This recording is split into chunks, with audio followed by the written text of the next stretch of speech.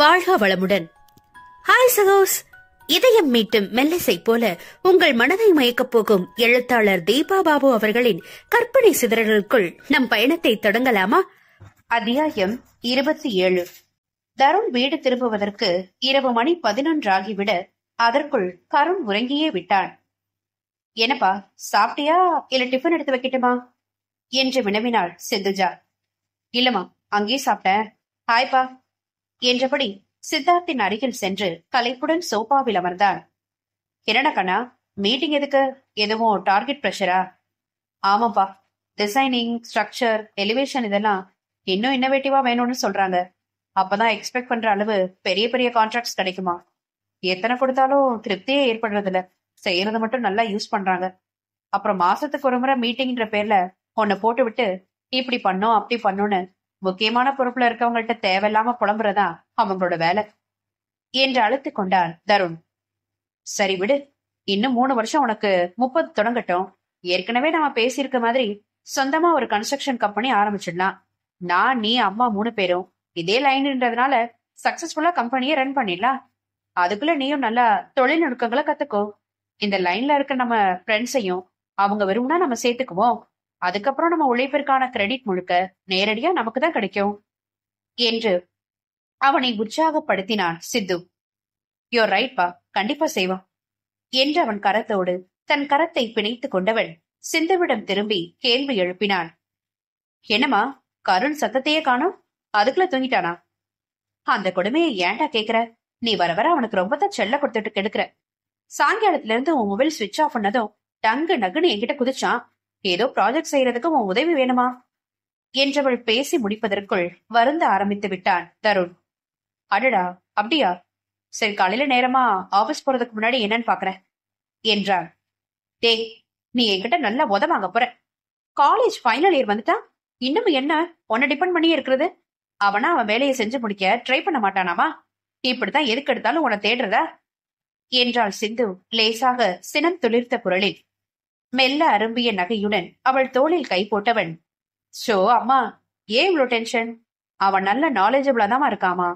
அவனால என்னுடைய உதவி இல்லாமே எல்லாத்தையும் செய்ய முடியும். என்ன ஒண்ணு, தன்னோட சோம்பேறித்தனத்தால வேலையை ஆரம்பிச்சு தள்ளிவிட மட்டும் என்ன எதிர்பார்க்கறான், வேற ஒண்ணும் இல்ல. யூ டோன்ட் வரி என்று வாஞ்சையுடன் புன்னகைத்தான். என்னவோ போட, ஆனா அவன் சோம்பேறித்தனத்தை கண்டிப்பா மாத்தணும் என்றாள் சிந்து தீர்மானமாக. இல்லம்மா என்று தருண் மறுப்பதற்குள் இடையிட்ட சித்து, அம்மா சொல்றத நீ மறக்காதப்பா. அவ சொல்றது ஒரு வகையில சரிதான். ஒண்ணு, கருண் டிபெண்டா இல்லாம தனியா சமாளிக்க கத்துக்குவான். இன்னொன்னு, உனக்கும் 27 வயசு ஆயிடுச்சு. நாளைக்கு கல்யாணம் முடிஞ்சு உனக்குன்னு ஒரு ஒய்ஃப் வரும் பொழுது அவனும் கொஞ்சம் பொறுப்பு உணர்ந்து நடந்துக்க முயற்சி பண்ணுவான்ல. எதுக்கெடுத்தாலும் உன்னை தொந்தரவு பண்றத மாத்திக்குவான் என்றான். அப்பா, என் தம்பியால எனக்கு தொந்தரவா? என்ன சொல்றீங்க நீங்க? அதெல்லாம் ஒண்ணும் இல்ல என்று வேகமாக மறுத்தான் தருண். அடே, அதில்லடா, நான் அப்படி சொல்ல வரல. உன் தம்பிக்காக நீ எதையும் செய்வதான் ஒத்துக்கிறேன். அப்பா அவனை முழு மனுஷனாக்குறதும் உன் பொறுப்பு தானே. யோசிச்சு பாரு, நீ எத்தனை வயசு வர என் உதவிய நாடுன? மிஞ்சி மிஞ்சி போனா ஸ்கூல் இறுதி ஆண்டு வரைக்கும். அதுக்கப்புறம் உன் வேலைகளை நீயே தானே தானா பாத்துக்கிட்ட. மீறி என் உதவிய நாடும் பொழுது கூட முதல்ல உன்னால முடிஞ்சத ட்ரை பண்ணிட்டு தானே வருவ. அப்போ நீ என்ன தொந்தரவு செய்யக்கூடாதுன்னு நான் எதுவும் சொன்னனா? இல்லையே. எதையும் தானா முடிக்கணும்ன்ற பொறுப்பு உனக்கு இருந்தது இல்லையா? அதுதான் அவனுக்கும் வர வேணும்னு சொல்ற. நம்ம வீட்டோட கடைக்குட்டிங்கிறதுனால நமக்கு எப்போதும் அவன் குழந்தையாதான் தெரிவான். ஆனா படிப்பு முடிஞ்சு நாளைக்கு வேலைக்குன்னு வெளியே போக ஆரம்பிக்கும் போது அவனுடைய தனித்தன்மை மேல அவனுக்கு முழுசா தன்னம்பிக்கை இருக்கணும் அல்லவா என்று அவனுக்கு புரிவதற்காக நிறுத்தினான் சித்தார்த். ஆமாப்பா, கரெக்ட் தான். நான் இந்த ஆங்கிள் யோசிக்கவே இல்ல. சரி, இனி இதை நான் கவனத்துல கொண்டு அதுக்கேத்த மாதிரி அவனை தயார் பண்றேன் என்று சம்மதித்தான் தருண். கைகளை உயிரை தூக்கி சோர்வாக உடலை முடித்தவன், ஓகேப்பா, குட் நைட். மீட்டிங்காக அவ்வளவு தூரம் டவுனுக்கு வெளியே ரிசார்ட்டுக்கு போயிட்டு வந்தது ரொம்ப டயர்டா இருக்கு, நான் போய் தூங்குறேன் என்று அவன் கரத்தை அழித்து விட்டு எழுந்தவன், குட் நைட் மா என்று சிந்துவின் தலையில் முத்தம் விட்டுவிட்டு தன் அறைக்கு சென்றான். நெற்றியை சுருக்கியபடி யோசனையில் இருந்த சிந்துதா அவனிடம் ஆமோதிப்பதாக தலையாட்டி வைத்தாள். அவளை தன்னறையில் இழுத்துக் கொண்ட சித்தார், என்னடா செல்லம், யோசனை எல்லாம் பலமா இருக்கு என்று அவள் கன்னத்தோடு தன் கன்னத்தை இழைத்தபடி கேள்வி எழுப்பினான். இல்ல, தருணோட திருமணத்தை பத்தி பேசுனீங்க இல்லையா? அவனுக்கு பொண்ணு பாக்கணுமே. நீங்க ஆசிரமத்துல வளர்ந்தீங்க, எனக்கும் சொல்லிக்கிற மாதிரி உறவினர்கள் யாரும் இல்ல. இப்போ அவனுக்கு எப்படி பொண்ணு தேடுறது? ஆரம்பிச்சுட்டியா குழம்புறத? தருண் நிறைய விஷயங்கள்ல என்ன போல பொறுமை பொறுப்புன்னு இருந்தாலும் இந்த குழம்புற விஷயத்துல மட்டும் அப்படியே ஒன்ன உரிச்சு வச்சிருக்கான். அதுலயும் நிறைய சென்சிட்டிவான விஷயத்துக்காக மட்டும்தான் ரெண்டு பேரும் நல்லா குழம்புவீங்க என்றவள் நெற்றியில் முட்டியவன் தீர்வை கூறினான். நாம என்ன ஜாதி மதம் பார்த்தா பொண்ணு எடுக்க போறோம்? அப்படிலாம் எதுவும் இல்ல. ஆல்ரெடி தருண் கிட்ட சொல்லிருக்கிறோம். அவனுக்கே எந்த பொண்ணையாவது பிடிச்சிருந்தா சொல்லுடா, அவங்க வீட்டுல பேசுறோன்னு. ஆனா இதுவரை தலைவர் மனசுல எந்தவித பாதிப்பு நிகழாம அமைதியா இருக்கிறாரு. இன்னும் ஒரு வருஷம் பாப்போம். அவனா யாரையும் முடிவு பண்ணலன்னா நண்பர்கள் வட்டத்துல சொல்லி தெரிஞ்ச குடும்பங்கள்ல நல்ல பொண்ணா பாக்கலாம். இல்லையா இருக்கவே இருக்கு மேட்ரிமோனியல், அதன் மூலமா தேர்வு செய்யலாம் என்றான் தெளிவாக. ஆனா மேட்ரிமோனியல்ல நிறைய பிரச்சனைகள் வருதுன்னு செய்திகள்ல சொல்றாங்களே.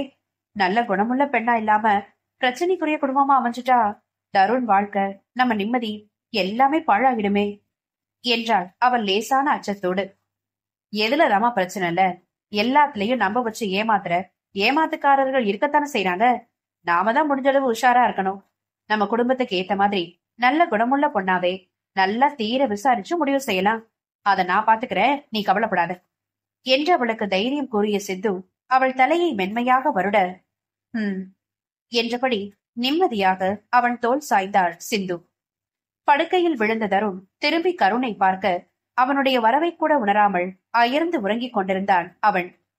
அப்பா சொன்னது போல் இனி இவனை குழந்தையாக ட்ரீட் பண்ணாமல் இவன் பொறுப்பை இவனுக்கு உணர வைக்க வேண்டும்.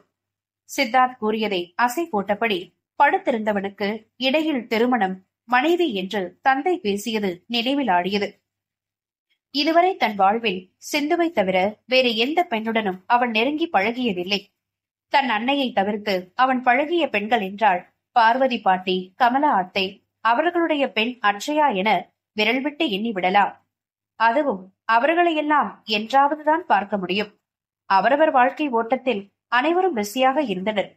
இயல்பிலேயே பூச்சி சுபாவம் அதிகம் உடையவன் என்பதால் படிக்கின்ற இடத்திலும் பெண்களிடம் சற்று ஒதுங்கித்தான் இருந்தான். எங்கும் எதிலும் அளவான பேச்சுதான்.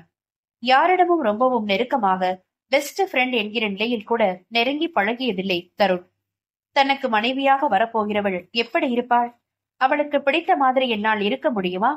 அம்மாவை அப்பா நன்றாக புரிந்து நடந்து கொள்வது போல் நானும் அவளிடம் பழகுவேனா? எங்கள் வாழ்க்கை எப்படி இருக்கும்? எது எப்படி இருந்தாலும் அம்மா அப்பாவுடையது போல் காதலும் புரிதலும் நிறைந்த அன்பான வாழ்க்கை அமைந்தால் நன்றாகத்தான் இருக்கும் என ஏக்கமாக நினைத்தான். அன்று சித்தார்த் சிந்துதாவின் 23வது திருமண நாள். அனைவரும் விடுமுறை எடுத்துக்கொண்டு குடும்பத்துடன் கோவில், தீம் பார்க், சினிமா என கொண்டாட முடிவு செய்திருந்தனர். காலையில் கோவிலில் சுவாமி தரிசனம் செய்து பூஜையை முடித்துவிட்டு குயின்ஸ்லாந்து சென்றனர். ரைட் போவது என்றாலே சிந்துவிற்கு மிகவும் அலர்ஜி. கீழே விழுந்து விடுவோமோ என்றும் தலை சுற்றுவது போலவும் அவளுக்கு ரொம்பவே பயமாக இருக்கும். அதனால் முடிந்தவரை தீம் பார்க் செல்வதை அவாய்ட் பண்ண பார்ப்பாள். அச்சமுடன் அலையும் அவளின் கருவிழிகளை காண்பதற்கென்றே ஒவ்வொரு முறையும் கருண் தீம் பார்க் தான் போக வேண்டும் என்று நிரம்பவும் அடம் பிடிப்பான். அனைத்து விதத்திலும் தன் குறும்பை அதட்டி உருட்டி மிரட்டும் தாய் ரைடு போவது என்றால் மட்டும் குழந்தையை போல் அஞ்சுவதைக் கண்டு அவனுக்கு கொண்டாட்டமாக இருக்கும். மா வாங்கம்மா, நீங்களும் நானும் ஒரு பாக்ஸ்ல உட்காந்துக்கலாம், அண்ணாவும் அப்பாவும் ஒரு பாக்ஸ்ல உட்காரட்டும் என்றவன் கையை பிடித்தாள் கருண். ஐயோ, உன்னோட நான் வரமாட்டேன், நீ வேணும்னே என்ன பிடிச்சு ஆட்டுவ, எனக்கு பயமா இருக்கு, போடா, நான் அப்பா கூட போய்க்கிறேன் என்று அவன் கையை உதறிவிட்டு சிந்துவின் முழங்கையினுள் வேகமாக கரம் கோர்த்து நின்றாள் சிந்து. என்னமா நீங்க, எப்ப பாரு நான் அண்ணனோட தான் போகணுமா? முடியாது, எனக்கு போர் அடிச்சிச்சு, இன்னைக்கு நீங்க ஏன் கூட தான் வர்றீங்க என்று பிடிவாதமாக அவளின் மற்றொரு கரத்தை பிடித்துக் கொண்டான் கருண். டேரே, அதெல்லாம் முடியாது, கண்டிப்பா நான் உன் கூட வரமாட்டேன், முதல்ல கையை விடுறா என்று அரண்டாள் பெற்றவள். ஏய், நல்ல நாள் அதுவுமா என்ஜாய் பண்றதுதான் இங்க வந்திருக்கோம், நீ சும்மா அம்மாவை செஞ்சு பயமுறுத்தாத. என் கூட வர்றதானே உனக்கு போரு, உன்னுடைய தில்லாலங்களை வேலையெல்லாம் என்னன்னு எங்களுக்கு தெரியும், நீ அப்பாவோட போ, அம்மா என் கூட வரட்டும் என்று அவனை அடக்கினான் தருண். அதெல்லாம் அது வேணாம், இன்னைக்கு எங்க வெட்டிங் டே, சோ எங்களை யாராலையும் பிரிக்க முடியாது. நீங்க அண்ணன் தம்பி 2 பேரும் ஒரு செட்டா போங்க, நானும் என் பொண்டாட்டியுமே ஜோடியா போய்க்கிறோம் என்று அப்பேச்சிற்கு முற்றுப்புள்ளி வைத்து விட்டான் சித்து. தன் தந்தையின் பேச்சை கேட்டு தருண் வாய்விட்டு சிரிக்க, அதானே எதிரா சாக்குன்னு நீங்க தான் ஜோடி சேர்றதுக்கு காத்துக்கிட்டு இருப்பீங்களே என்று கருண் பழிப்பு காண்பித்தான். நட்புகள் எல்லாரும் நம்ம சேனலை மறக்காம சப்ஸ்கிரைப் பண்ணுங்க. கதையை கேளுங்க, லைக் பண்ணுங்க, கமெண்ட் பண்ணுங்க, பிடிச்சவங்க ஷேர் பண்ணுங்க. நன்றி.